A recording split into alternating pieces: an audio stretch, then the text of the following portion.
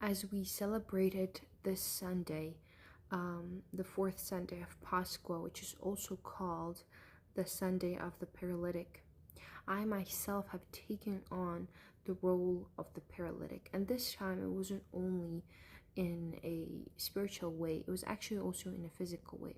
What happened is I had an operation on my foot due to a splinter that was in my foot for months, and I was not able to stand up during the service. So this really signified to me how weak I am, not only in the spiritual way, but also that without God, really I'm not able to accomplish anything.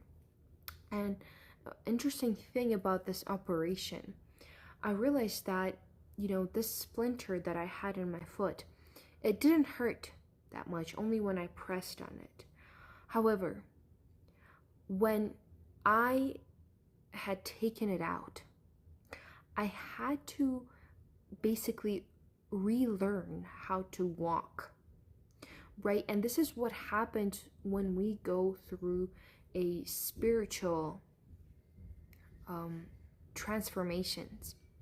We have to literally relearn how to live, because before we were doing such things and now we're not going to do them anymore. And it's going to be hard at first to live in kind of a new way. It's going to seem like life has just gotten harder. But the thing is, we just got rid of something that was ruining our life. Because the thing is, the splinter that I had in my foot, I was not able to feel it at all when I was walking.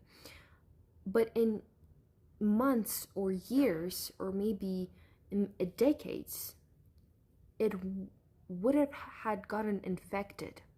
Maybe it didn't get infected now, but in some time, even though right now nothing was happening to it, seemed like everything was fine, in a little bit of time, this splinter would have gotten into something a lot worse. And the thing is, it happens the same with sin, because right now we might seem that maybe laziness that we have, maybe some habits that we have right now, they're not going to transform into something worse.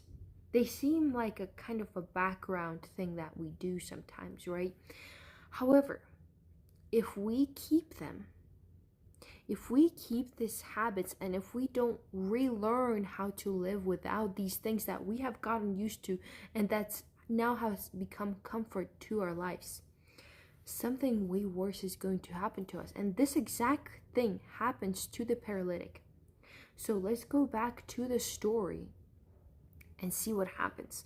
Well, this paralyzed man was laying down by a sheep in Jerusalem, by the sheep gate, which is a pool, which is called in Hebrew Bethesda, having 5 porches.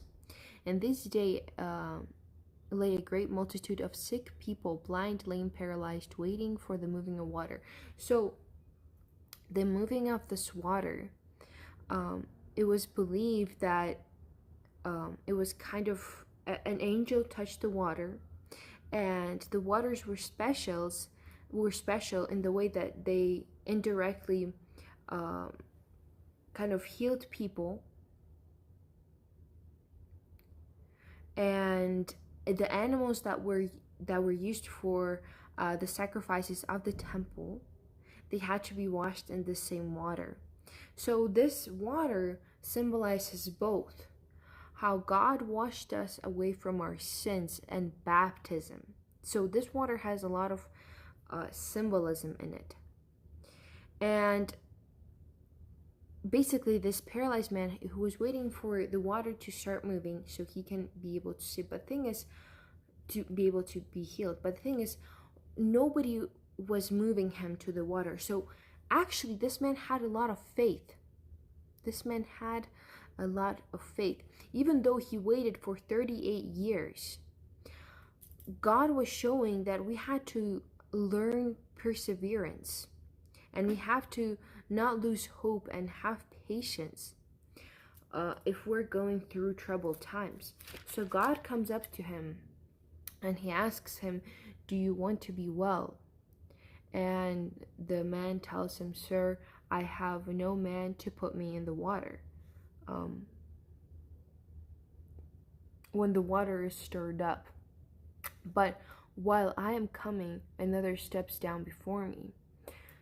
So here we have to also understand that this man is actually seeking to be healed, because some of us are not even seeking to be healed of our iniquities and of our sickness, because sin is a sickness. And long story short, God heals him. God heals him, and he tells him, "Rise, take up your bed and walk." He healed him of his paralysm that he had for 38 years. And then he says something important. "See, you have been made well. Sin no more, lest a worse thing come to you." This is very important to us right now. So it says that sin no more. We have to understand that there's actually no general connection between there is a general connection between sin and suffering, which Romans 6 verse 23 says. And this connection is not always one-to-one. So not always you're going to sin and then you're going to be punished. The innocent, we can see that they often suffer, and the guilty are often spared of earthly sufferings. And nevertheless, sometimes our sin lead directly to our own sufferings in this world, according to St. John Chrysostom. And this was the case with this paralytic. And this was also Christ's warning here,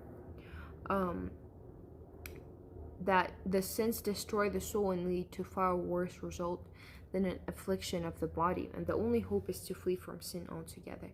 This is important for us to understand, that if we don't take out this splinter, and this applies very, very much to me. I have this horrible thing of laziness and not wanting to do things, being on my phone all the time, something that I struggle with way too much, and it's been a horrible splinter in my life. And I really hope that it's not going to get infected, and literally I would have to cut off my foot because of this horrible thing.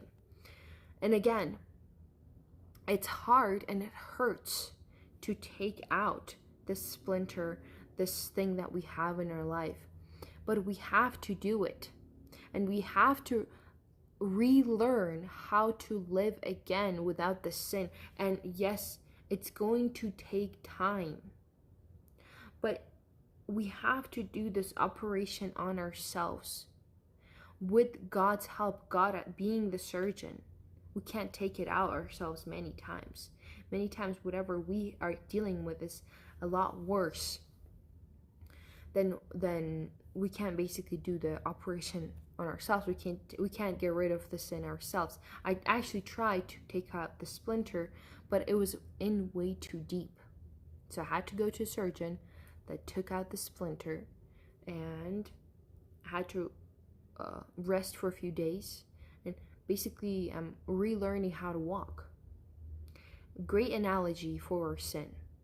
We have to ask God to help us, because sometimes if we're trying to heal ourselves, the sin is so deep that we won't be able to do it at all. We will just hurt ourselves more, because that's what happened to me.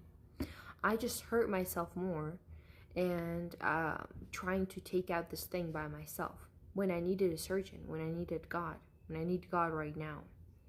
And same thing with our sins.